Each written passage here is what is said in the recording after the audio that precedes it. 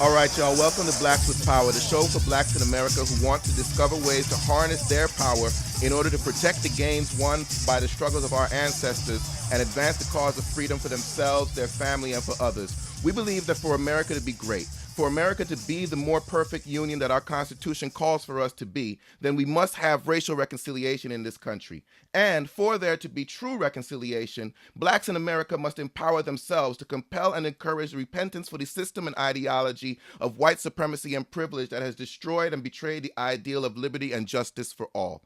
I'm Father Jabril Ballantine, and I'll be your guide on this journey toward the America that can and should be. Thank you all so much for listening. You can visit us online at blackswithpower.com. Please be sure to like the Facebook page as well as facebook.com/blackswithpower so that you can keep abreast of the discussion. You can subscribe to the show on iTunes, on Stitcher, Google Play, TuneIn, YouTube. Listen to the previous episodes and write a review. Give us a thumbs up, give us a thumbs down. Let us know what we're doing well, what we're doing poorly, and share with your family and friends because truly, brothers and sisters, all voices are needed. And so I want to hear from you. So we've created a safe space, brothers and sisters, for you to let your hair down, pick out your afros, whatever you need to do. And you can find us at blackswithpower.com/Facebook. Apply to join the Facebook community, and then we unhash these ideas even further. Now we have a lot to discuss, so let's get down to it. In this episode, I am chilling with Kimberly Klacik. Kimberly is the executive director of Potential Me, which is a nonprofit in Charm City, Baltimore, that assists women with workforce development skills. She's also an up-and-coming political contributor. You can find out more about her at potential-me.com, potential-me.com to learn more about her work. Kimberly, thank you for joining us. How are you today? Thank you. I'm doing good. Thank you for having me. Yeah. I definitely appreciate this opportunity to sit with you. I get to see you on News One with my frat brother Roland Martin, and Yeah. see you bobbing and weaving, taking your lumps and coming out swinging. And Yeah. it's great to be able to sit down and talk with you. So thank you so much for joining us. No, I appreciate it. Thank you. Yeah. So when we start to talk about you, right? Uh, Hmm. like I was saying before we started recording, like I wanted just to give people an opportunity to get to know you better, right? Develop Okay. a better relationship. Like I say, I myself being a Black Republican, right? It's always a little tricky on people knowing where we're coming from, right? Right. And what shapes our thought and how, I mean, it's very hard with what we've seen lately. How do you Hmm. reconcile being Black and Republican? It's almost like it's impossible to do it now, right? So Right. Yeah. anytime the instant you say you're a Black Republican, people look at you with the side eye. And we have a lot of examples as to why, people should look at us with the side eye. But Yeah. That but is true. I wanted to give a chance for people to get to know you, get to understand you. So when we talk about you, right? And I know people Hmm. going, you could go to potential-me.com. There's an Yes. extensive bio on Kimberly that shares a whole lot of who she is. But on that deeper level, right? So, yes, you're like a beauty pageant winner, multiple beauty pageant winner, right? And Yeah. also a political commentator and Hmm. the founder and the executive director of a nonprofit that is serving women in inner city Baltimore, right? Yes. Hmm. But when you think about all of those things that you do, like who is the you? Who is the you that created that perspective? Like what is it about you? Who are you in your core that empowers what you do and makes that a focus of why you do it? Right. So when I started Potential Me, I kind of went in thinking about how I was as a teenager. I dealt with many issues as far as self-esteem, having no confidence in myself whatsoever. Just to fill your viewers in, when I was 15 years old, I developed alopecia. Okay, right. And I come to find out there are a lot of Black women dealing with alopecia, but we just don't talk about it. Okay. So, and so people And that for don't know those who what it may not is, right, for those who may not know what yeah. it is, what is Yeah, it's an undetermined way of saying that your hair is falling out, for no determined reason, right? right. So you're saying, for my from what I can tell, what happened to me is it was hormonal. So it happened when I was 15 years old and I was in 10th grade. My hair just started coming out Mm-hmm. overnight, just falling out, falling out. And the only way I knew how to deal with it, because I didn't know how to deal with fake hair at that time, is putting on wigs, right? Right. So going to the store and getting a wig that you might see your great grandmother have on at church under her Sunday hat. This is before lace fronts came out. This Okay. is like back in the day where, you just had what was on the shelf Right. A and wig there was a wasn't a wig. YouTube, right? There wasn't a YouTube tutorial to tell you how to put it on and what to do with it. Right. So I got teased a lot, and I never felt like I could tell people what was going on. Mm-hmm.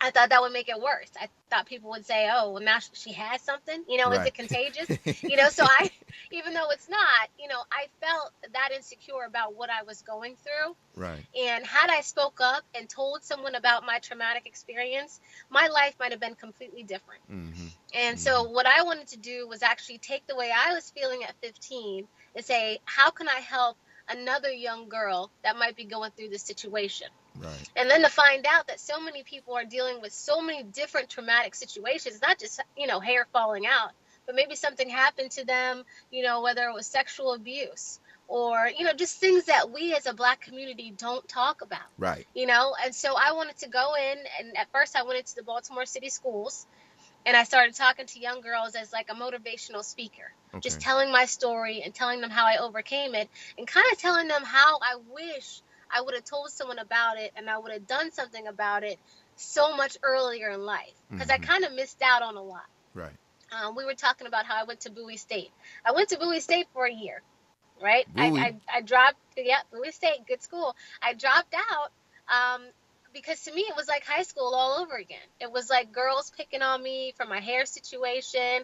I got a lot of the "you sound white, you talk white," and I grew up in Accokeek, Maryland. Right. We talk white. I mean, Right. Yeah. Yeah. you're a Yeah. product of your environment. And, I wouldn't down someone else for being a product of their environment. You know what I mean? Right. So it was hard for me to take that in and say, wow, is this what we're doing to each other in the Black community? We're looking at each other and saying, because you're different, even though you're Black, because you're different, I'm going to go ahead and, say this to you or, drill into your insecurities. And, it's like we already have enough going on against us as far as overcoming, situations in life, as far as trying to be equal to whites, right? Mm-hmm. So now you have a situation where we even have each other coming at us sideways for just being different within the Black community. Right. And I don't think that's right, So I said, okay, well, I'm going to go into these schools. I'm going to talk to these girls. And I'm just going to try to be someone, maybe not a mediator, but just somebody in the middle that can say, hey, if you're having a problem, talk to me about it. Let's see what we can do about it. So I started out taking in donated clothing, Okay. selling it on eBay, and then taking young girls that were doing well in school shopping for their prom dresses Okay. that couldn't afford them. Right. And so, that obviously takes your self-esteem and your confidence to another level because we did a whole makeover. So we did the Okay. hair, the nails, the shoes, everything. We did prom send-off parties. Nice. Nice. The Nice. whole Very nice. family, Okay. everybody on the block is coming out. Right. We Yeah. were outside with some food, and so it was really good. And then as I went further and I started to meet more of the families at their homes, I began to meet, the mothers, the fathers, the sisters, the brothers, and those that were looking for jobs, and those were looking for, and something to help them enter the workforce. Right. And so I said, you know what, maybe I should, switch gears a little bit. Maybe I should help those, because if I can help your mom get a job, she can buy your prom dress, right? Right. So why don't I go ahead and do something for not just the young girls, but for the parents as well, so we can actually battle this unemployment. Okay. Yeah. So yeah, Wonderful. Yeah. Thank you. Thank you very much. I yeah, appreciate that. So then, when you talk about, in one of the, I can't remember where I read it about you. One of the many things that I've read. When you Google her name, you'll see all kinds of stuff. One of the many things that I yeah, read talked about the success rate with Potential Me, hmm, and but also talking about your long-term vision in terms of being able to change things at the policy level. Um, right, how we need to actually be in a position to do those things. right. I remember one That is space you true. talked about how we can protest but if we can't affect the policy, all we can do, and I say this often as well, all we can do is protest up to a point and then hope Hmm. that white folks gonna help us out. Right. Exactly. Exactly. So then it's almost like, what are we doing out here? Or yeah, And being on Capitol Hill, you can look around Capitol Hill and not see a black person for a half hour. You yeah, can be walking yeah. You know, around I tell people and this. I remember when I briefly worked on the Senate side for when I was uh, still a Democrat. Well, I was never registered a Democrat. I was independent. But when I was with Claire McCaskill's office, okay, and I was coming down the elevator, and this was when President Obama was running for office, and okay, he is coming onto the elevator. I mean, he hadn't won a primary yet, so he wasn't heavily guarded. He wasn't the rock star yet. And he's by himself. I'm coming off the elevator. He's like, "What's happening, brother? Like, what you doing wow, here?" He says, "What you doing here?" Like, and the reason he said, "What you doing here?" is exactly like you said. There was right, not a whole lot of us on the House side, no, and then on the Senate side, there's even fewer of us. yeah, So when he literally saw a zero. black person, he was like, "What you doing here, brother?" Yeah, Like, yeah, you're like running to them with open arms, like, oh my god, what is exactly. this? So then, And that, yeah. when you talk about that, because that's very real, right? What does it mean? Like, what does it mean to you to be in a position to change legislation? And what does that look like? What does that take in your mind? And how does the work of Potential Me prepare or contribute to that? Okay, so the premise behind Potential Me is all about professionalism, work ethic. If you work for it, you can achieve it. This is a land of opportunity. I think sometimes people are like, oh, you got Trump, you got this. This is still America. No matter Mm-hmm. who's in the White House, this is America. And we're blessed to be here. And so it's like you have to look at that. What kind of opportunities can I make for myself? And how can I go and be something more successful than not just, my parents, but my ancestors? There's a lot of people that fought for our right to what? Vote. Right. I hear so many people today that aren't even voting. And it's like, okay, you didn't like Trump, you didn't like Hillary, that's great. But there were other people to vote for that was on that ballot. You know what I mean? Not even local. So you didn't even vote for local legislation. So it's so much bigger than that, and I try to talk to young girls and teach them us all the time. Like, we got to do more. And if there were more black people, in Congress, there are more black people, you know, just running, Right. that in itself makes a statement, and that can actually help those in the future want to go and further themselves in a political career. So then, is Because that the something young, that you're instilling in these young girls through Potential I, Me? yes, I talk about it all the time. I say, look, we're not going to be able to do much until we can change the policy to help us. And when, this is why I'll take it back to this, when Donald Trump was running, right, and he Right. was meeting with Steve Harvey, Ray Lewis, everybody at Trump Towers, I really, truly believe his intentions were to find out from somebody what it is the black community really wants to get done. So Okay. that if he did win, perhaps he can then put someone in place to try to implement some of this. I'm not saying that we should depend on Donald Trump by any means, Okay. but I think that Okay. was he was at least trying. I think he was trying, not that he cared. I mean, let's, real talk, It could be, yeah, because Donald it Trump, could be trying from a paternalistic standpoint. You yeah. know, not- I mean, real talk, Donald Trump's about Donald Trump, right? right. So we remember when he was in New Jersey and all his hotels were getting shut down in Atlantic City. He was mad because what? Because, quote unquote, what he says, the projects moved across the street and Right. nobody wanted to come to his to his hotel, right? So in his mind, in his business mind, if black people are working and successful, then he could be even more successful. That's what's Uh-huh. going on, in my opinion, in his head. Okay. So for us to actually become more successful means more money in his pocket and his mind. Well, yeah, Okay? if that is an intentional part of a strategy of a political strategy for black Yes. people to show how um, to either make a situation that hurts Donald Trump, the Trump brand economically, or Mhm. benefits the Trump brand economically, yeah, I guess we can get a lot of money for black schools. I mean, I Yeah. know in your experience, you did a lot of work in hospitality. Mhm. If we had the top hospitality training programs at HBCUs, I Yeah. guess he would put a lot of government money into HBCUs to Exactly. He would. to ensure Mhm. that Trump gets good. Yep. He would. but He but would. it would have to be part of a intentional political strategy, no? Right. It would. It would. And you know what? In But my that's not mind, coming sometimes from I our feel like Republican leadership, from our black Republican leadership. no, it's not. And you know what? To me, sometimes it looks as though everyone else has a strategy but us. When are we going to have a strategy of our own, Yeah. right? And actually put it to work and make it work for us. Yeah, You that's what know, that's what Malcolm said. The black man is sickest of all politically. yeah. So, as a commentator, then, as we get to know you, Kimberly, as a commentator, and as a Republican commentator, how Yeah. are you shaping that narrative? Well, I have to say, I got to move further than just the Roland Martin show, right? But the good thing about being, and I appreciate Roland for the opportunity and the platform. The good thing about that is, if someone does take notice, then I can move further, right? So then I would be up on MSNBC or Fox News, and then at that level, I can then say, hey, this might be beneficial for the Black community. Let's talk about it. Let's think about it.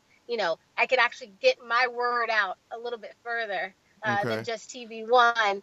And Roland, I love Roland, but he doesn't give you the opportunity to say, hey, this is what's going on. He comes to you and says, hey, Donald Trump just called Jeff Sessions this. What you think, Kim? And I'm like, what do you mean? What do I think? I think it's stupid, but it's like you can only do so much on there, and I understand that's his show, and Right. that's what he's going for. But the plan for me is to take it to another level, further beyond News One. Okay. So then, Yeah. as an ideology, then, since the plan is to take it further beyond News One as a commentator, Mhm. what would you say then, especially because a lot of college students listen to Blacks with Power, those who Uh-huh. may be in, let's say, communications or whatever. Mhm. Why is a commentator? How is a commentator important to the charge we have to keep? Important to our journey to the promised land that Dr. King talked about. Why is a commentator? How is a commentator part of that? Because then you're not just getting one narrative, right? Right now we're getting what? There are some Black Republicans on TV, but for the most part, they're only talking about what it is that show wants them to, that topic, right? Right. So when you actually make something of yourself, and Angela Rye, I think, is a good example. Mm-hmm. Angela Rye is moving through the ranks. Now, we don't agree, right, on Right. policy or anything like that, but she is setting herself up, let's face it, for her own show. Right. And at that point, she could end up talking about whatever she wants to talk about. And so that's what we have to do on our end as well. Right. And am I going to say, can I get my own show? That's the end goal. Right. I'm gonna strive for it. You know what I mean? I'm gonna work hard and try to get there. But Okay. that's where we need to be, in order to say. And my main thing is, I try to say it all the time as a Republican: smaller government and not depending on the government is the only way we are gonna break these chains. Oh yeah. It's the only way. Oh yeah, it goes without saying. I tell people all the time, we as Black people have every reason to distrust the government and every reason to Yep. want the government out of our life and out of our business. Yes. Um, Right. there is no reason whatsoever we should be trusting the government to do anything in our benefit. Um, Exactly. but at the same time, that narrative has lost out en masse. Yeah. So then the question becomes, because this is the reality, right? All of the shows, Joy Reid's show, Melissa Harris Perry's show, all of the shows, whoever the commentator show is, maybe not so much Don Lemon's show, I don't know, but most of them, their base is Black people, right? Yes. And then liberals at large. But the Right. base that carried them there is generally Black people. So knowing that, how does a black Republican commentator build the black following to end up supporting that goal of a show? That's a tough one. It's a tough one. And you know what makes it even more tough for us is what's going on in the mainstream media, right? And then what's going on down at Capitol Hill and in the White House. I mean, think about it. Donald Trump isn't doing us any favors. He's not doing us any favors, right? Right. We would have been better off if we were trying to, with this strategy, if we had, and I was for, in the beginning, Marco Rubio. I think Marco Rubio had a great foreign policy. I think he knew what it was to have a good work ethic, and so I was for Marco Rubio, but he didn't win. But, to me, you got to be somewhat diplomatic in all this. And Trump is not used to answering to anyone, right? He thinks everybody works for him. This is why he's so mad at Comey. He's so mad at Sessions. He thinks they all work for him and not the American people. So Yeah, he's but bugging, but right? He's but confused. we're not, as when I say we're black Republicans, we're not challenging them on their lack of Americanism, because not only has Donald Trump done this, and Donald Trump is Donald Trump, whatever. Yeah. Donald Trump is proof positive to me that white supremacy trumps America. Like, we're willing to throw America out with the bathwater, in order to maintain white supremacy. We're going to put Donald Trump in office. The worst part is, party brass, party leadership, still kind of hesitant to call Donald Trump out. And then what makes it worse is, and this is what I think is the divide that we have as black Republicans between ourselves and our base, is because we're not forcefully calling it out either. Yeah. So you're right. so we're always left looking like somehow we too can make a justification for the nonsense. Like, it's just completely unpatriotic, period and stop. Yeah. I mean, and Republicans Right. are completely abdicating America, period Right. and stop. Right. So what would it take? And I think that that's something that Roland's show would like to hear from a black Republican. Yeah, you're right. You're right. And can still be authentically Republican, no? Yes. No, you're right. You're right. You can have conservative views and call out the BS. Right. There's no reason why you can't. And I yeah, think on his show, he's looking for that great debate, where you're going at it and, oh, he's okay guy. No, he's not okay guy. He's looking for that. right. But there's no reason that we can't call it the BS. You're right. You're right about that. Right, because then you take away his argument. Then you take away Roland's argument with you. I mean, you Right. say, no, it's completely ridiculous, Yeah. And now let's talk about what's really going on, Right. Right. You're right. You could take it and switch gears and really knock him off his rocker, so that you're then taking control of what you're talking about in the topic itself. You're right. You could do that. But you know what's so funny? Then he'll try to cut you off. He doesn't play that. Right. So, he's good. Yeah. Yeah. No, he definitely is good at what he does, Yeah. And I definitely agree with you that we need to be better, because we need both sides of the equation. The reality is, when we're talking about black empowerment, blacks with power, it's going to take blacks on both sides. It's going to take strong blacks on both sides of the aisle, to make sure that, our freedoms are protected and our freedoms are advanced. Right. You're right. Because and that's, I think, the bottom line that we as black Republicans have to be able to communicate to the rest of the field. That's majority black Democrats. That look, you need those of us who remember that we're black Yeah. to be Yes. on the Republican side. Right. You're right. Yeah, and I think Yeah. I think Roland would agree with that. Yeah.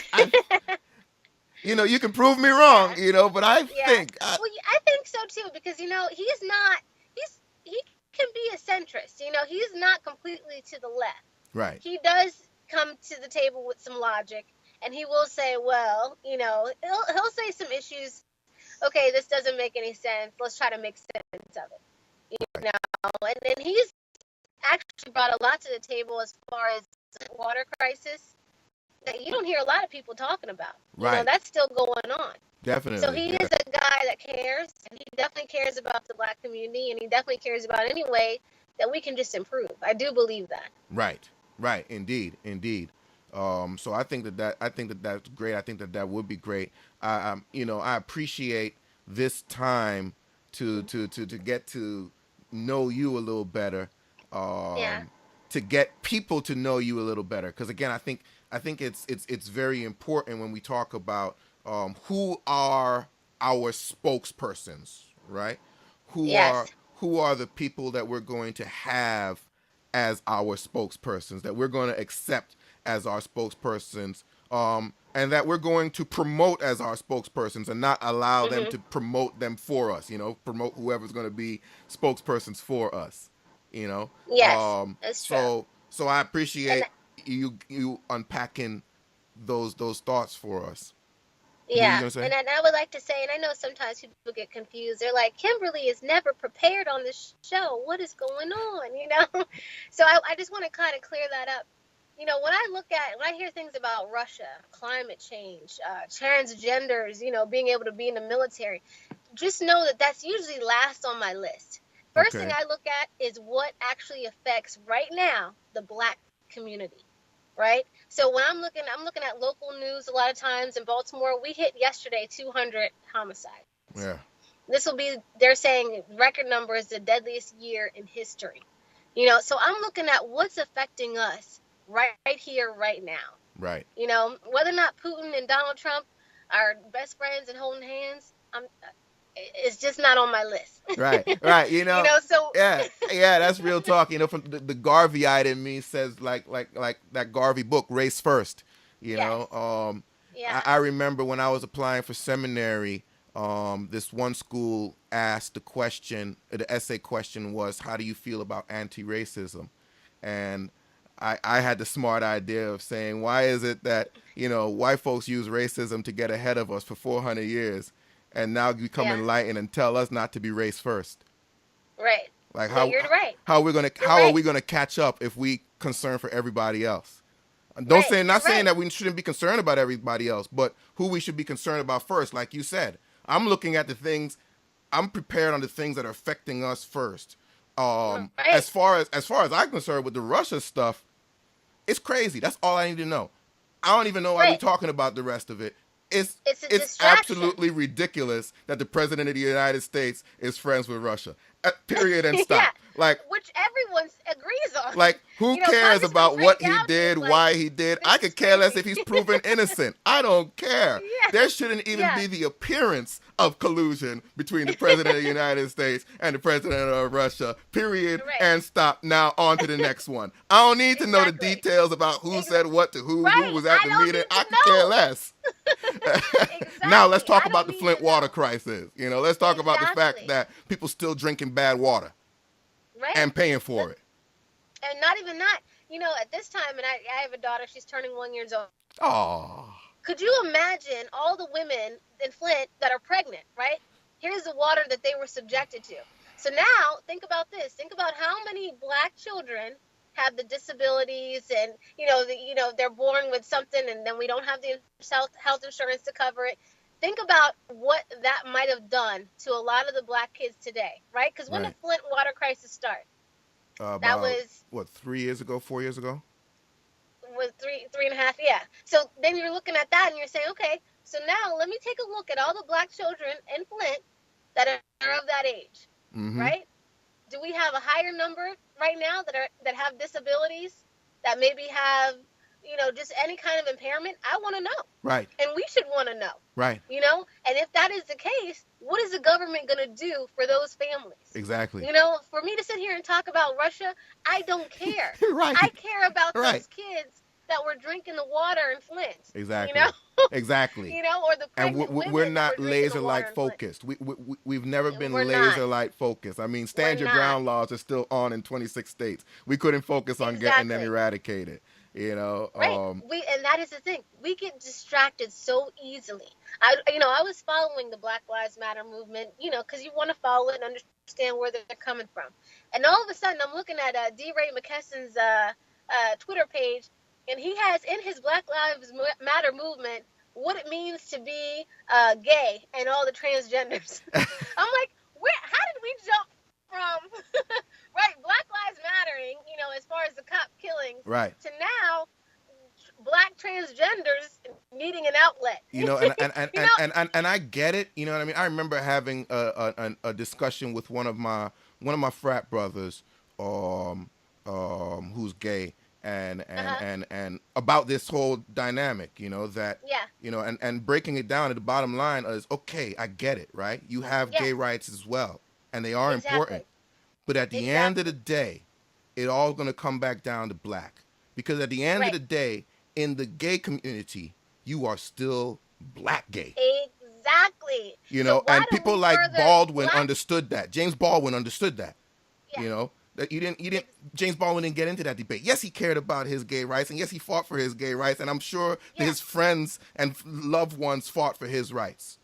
But he understood that at the end of the day, he's still black. Right. So until we, or like Jay-Z said, still nigga. Yeah, exactly. So until we further, the black community and black agenda, I can't imagine, how we then took this turn to the gay community when you're right, you're still black. Right. So it's almost like we get so distracted, and I like to say that the left has a great way of making you care. They're talking about the transgenders being in the military because Donald Trump now wants to do this. And that was the top story for the entire day. I am all about gay rights. But you know what? I don't really care. If you want to be a woman, I don't care. Be a woman. I care about the 200 homicides in Baltimore City and what they plan to do about it. You know what? You can be a man to a woman all day. I don't care. I said flippantly because even that's about white supremacy. I mean that anti-gay is all about white supremacy as well. I wish that Donald Trump would ban blacks from the military. Like, save us. Like when you go into all them wars, just keep us at home. Let us stay. No blacks on the front line. Can you ban us too, Trump? Can you? No blacks in. Yeah, we don't want to be on the front line. With all the crap that he's about to be starting, I don't want us nowhere near it. Yeah, I wonder if he'll come up with that one. So now back to the issue, So, yeah. I think that that's an argument that we as Black Republicans can make that, engenders that base to us because no one is standing up for any black agenda, like you said earlier. Right. No one is standing up. There, on Roland's show this morning, the NAACP is going to war with black-owned charter schools because they with the teachers union. Like, come on, man, really? Like, right? We rather go with big government than us doing it ourselves. Like, really? Right. And so then you have to wonder who's in the back pocket of the NAACP to say this. And so it's like, we got to get out of this. And this is a big problem in Baltimore City Public Schools, the corruption and the fraud. It's like, look, there are kids not being educated. And all you're worried about is how much money is in your pocket, right? Right. Can you hear me? I got you back now. Okay. It's like we don't look at the big picture. Right. And I wish we would. And I have to say, I'm disappointed. Omarosa, I'm disappointed in Omarosa. I gotta say this, so it's out there. Let it be known. There's people that liken me to Omarosa and say, "Oh, she's a wannabe Omarosa." No. Please understand, she has not done one thing in this last 6 months. I asked people. I said, "Tell me what she's done." I asked people that work in the White House, "What has Omarosa done to help the black community in this past 6 months?" No one has an answer. Right. I saw that she got married. That's cute. You know what I mean? That's all over her Twitter page. Thanks be to God. Thanks be to God. And hopefully marriage, in marriage in its pure sense has a way of changing you. So hopefully marriage does its work. That's how we learn how to love one another and actually care for one another. So yeah, but her job was to get in there and to bridge some of these gaps. And she has not done any of that. And so I'm disappointed in Omarosa. Yeah, I Yeah, can be disappointed in Trump, but Omarosa is sitting in that seat, as you said, as a spokesperson for the Black community, and she's not doing anything. Then she wrote a tweet not too long ago. At least I'm at the table, or something like that. You yeah. But know, you see, uh, we as Black Republicans can't get her fired.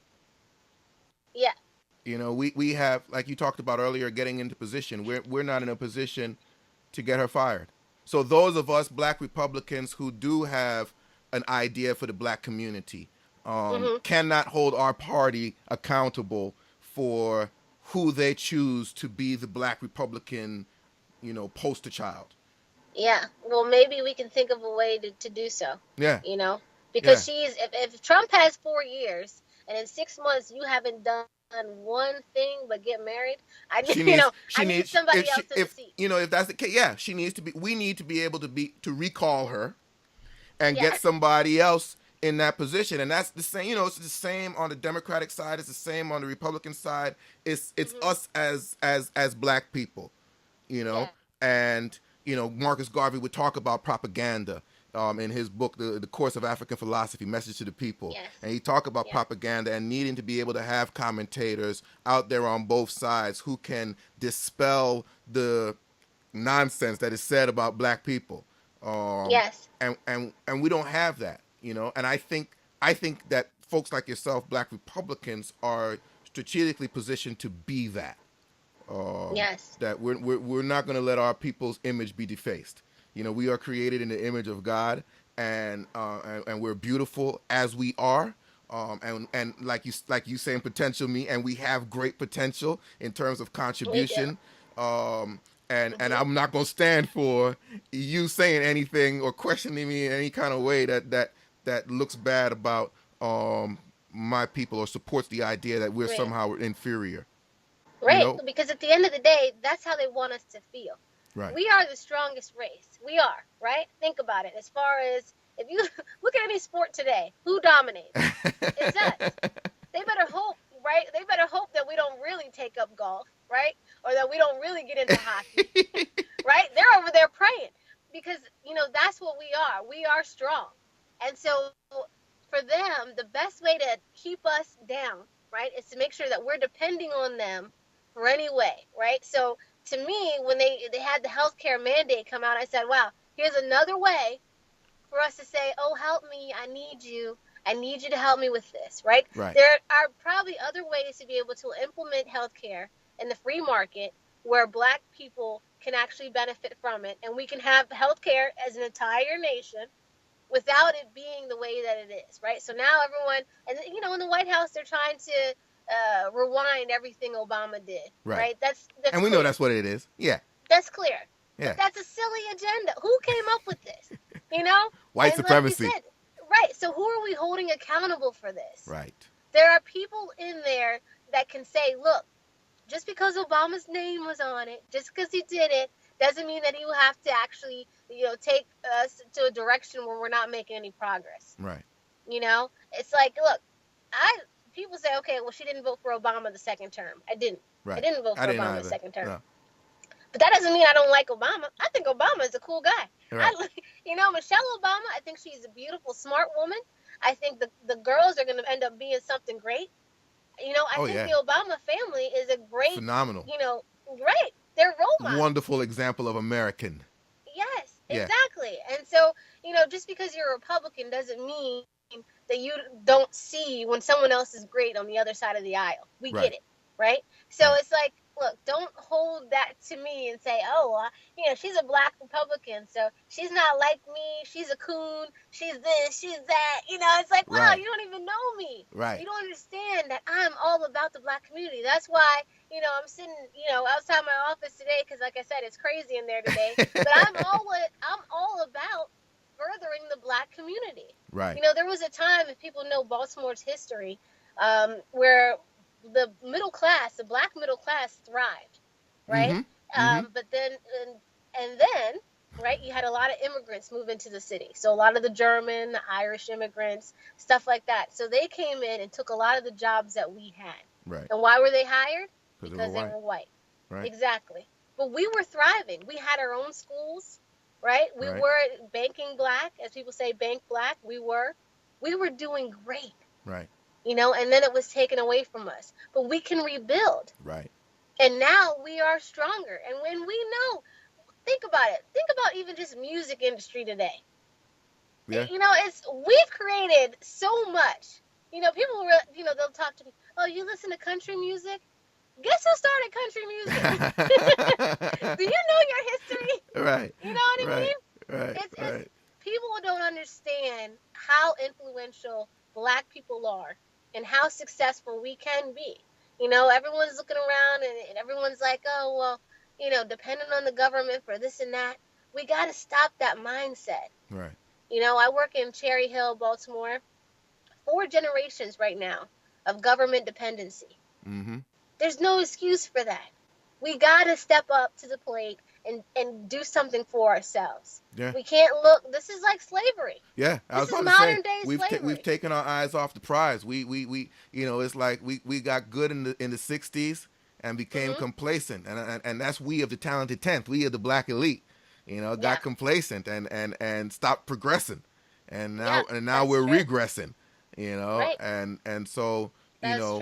we I hope that you keep their feet to the fire. Yeah. When you go back on Roland shows on other shows, because I think that is the perspective um, that we have to embrace. Hmm. Um, and I think particularly in the era of Trump, we have to be able to embrace this.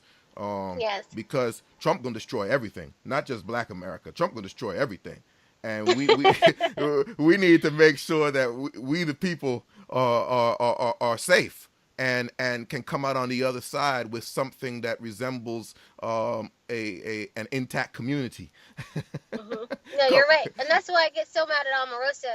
And I know I said that before, but Trump is the kind of person where if we can get our foot in the door, we will, right? Because there's nobody, think about it, with Obama, he was only going to let certain people in, right? Mm-hmm. And there was only going to be, because I think even at one time before Michael Brown was killed, I think, was it Jesse Jackson that was trying to, get in his ear a little bit more about what's going on with the black community? Okay. I believe it was him. Um, you know, when you have people that are career politicians, they're about keeping that keeping Oh that yeah, they work for the environment, government. right. So anyone that comes out, from outside of that, they can't deal with any of that, because then you'll be breaking up that environment. That's why Right. so many Republicans were against Trump, because they're like, wait a minute, we got to be able to financially persuade him. Hey, but This is a guy that we're not going to be able to persuade him. right, He's just going to go off the cuff and do what he wants. We can't have this guy in the White House, right. right? So we have to look at it as like, look, if he can be president, anybody can be president. Exactly. Exactly. And again, while he is president, don't Hmm. we better not think that simply waiting for 2020 is our political strategy. We better be Right. um, doing for self Yes. and figuring out how to become like you're doing with the young girls, independent Hmm. of the system, so that we can Yes. thrive whether or not the government is functioning or not. Yeah. Whether or not the government crumbles, because the beautiful thing about Donald Trump is he's testing our commitment to America. He is stretching Yes. and straining the Constitution, and we will get to see if it is indeed a living document or if it is dead. Yeah. And That Americans is need true. that, because we don't know what freedom is. We could care less about freedom. Right. We don't want freedom. Um, Yeah. so, this is good for America, I think. It feels bad, but it's good for America. But how do we Yes. end up come out on the other side as black people, like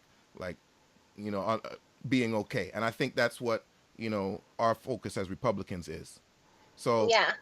how do people follow you, get in touch with you, stay in touch with what you're doing? I know you used to write Sure. for Little Chicks, but I haven't seen anything from you in a while. Yeah. Well, Anne Marie Morel, God bless her. She's really a great woman. That actually put me on and thought could write for our politics, and I had the wherewith to say, hey, look, I'm a Republican, and she, provided me that platform. But unfortunately, she has MS now, so she has stepped down. Okay. So with that, I actually went over to Talk America Radio. Talk America Radio. Okay.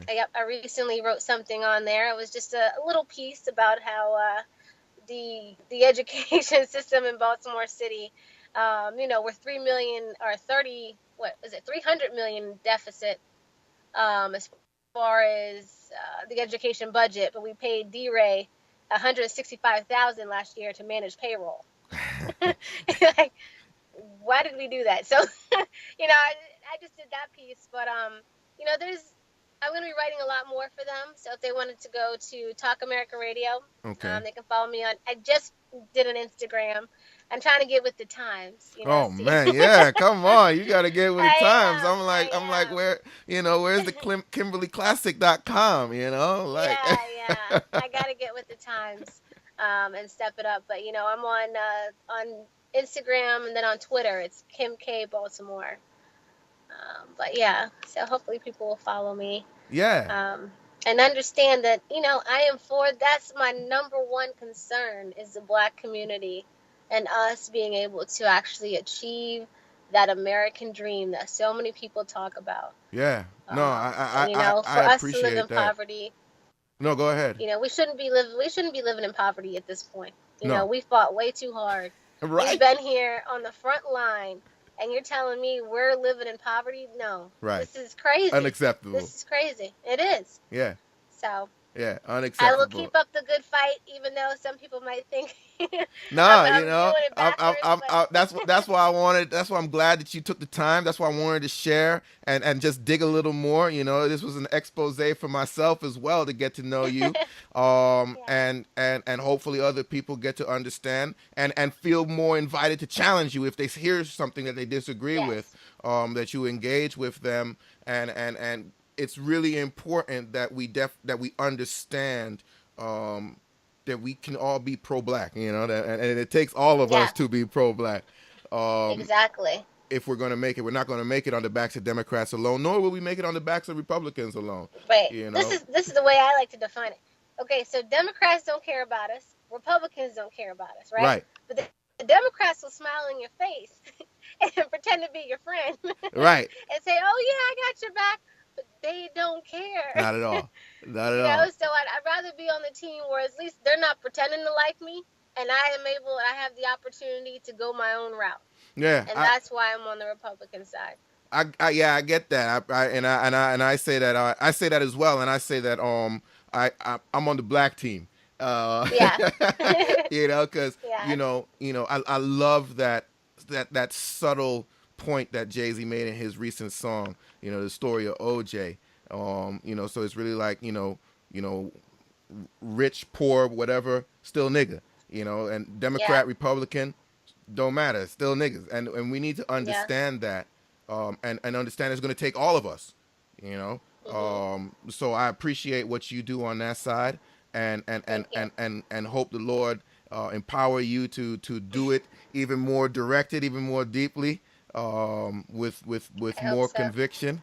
And anything else that you wanted to say to our listeners, please let me know. Like you said, just follow me and don't be afraid to come at me. I'm used to hearing it all, Right. Say whatever you feel, because sometimes I don't know it all. Sometimes I need to look at it from a different perspective, and I'm open to doing so. Right. Right. And so with that, then, folks, I want to hear from you all. Thank you so much for listening.